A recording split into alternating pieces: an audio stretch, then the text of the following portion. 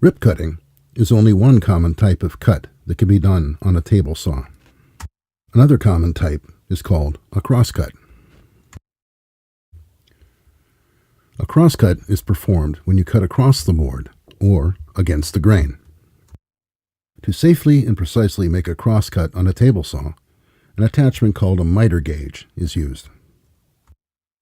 A miter gauge runs along slots in the saw's table, located on either side of the saw blade. By the way, now is probably a good time to mention another use of these slots.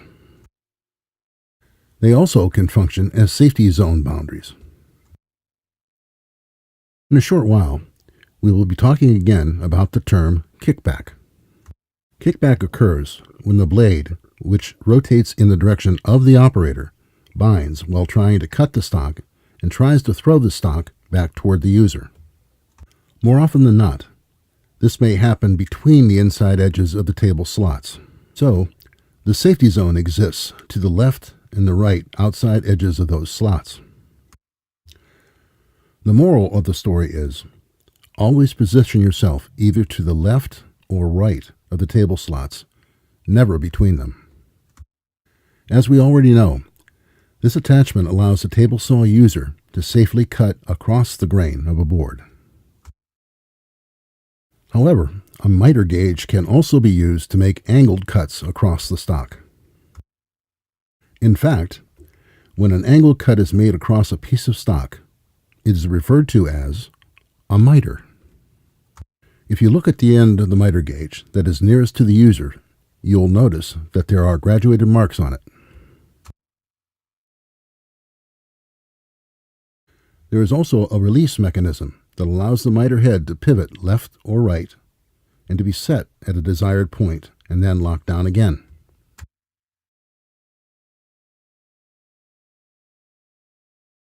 Essentially, this is a kind of protractor that is meant to allow the user to dial in the desired angle to be cut with relatively accurate results. As with the rip fence, you can also use a miter gauge with a dado blade to make another type of common cut called a rabbet.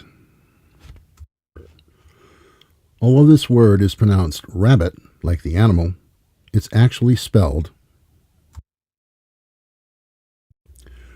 When a rabbet cut is made along the end or edge of a piece of stock, it is for the purpose of preparing that stock to be joined with another piece of stock with the same cut.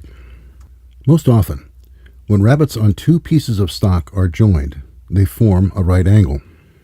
Joints of this type are very strong and secure because any stress on a joint of this type is spread over 4 points of contact rather than just 2 in a common butt joint.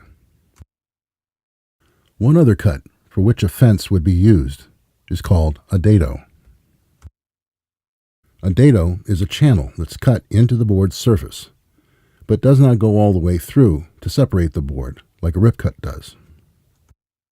Dado cuts are made using 2 saw blades with a series of accessories called chippers stacked between the blades. The kerf that each blade cuts is approximately 1/8 inch wide. The kerf of a chipper is either 1/16 inch or 1/8 inch wide. There can be many purposes for making a dado cut.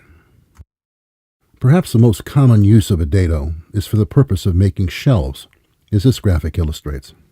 The joint formed by a dado is considered to be very strong.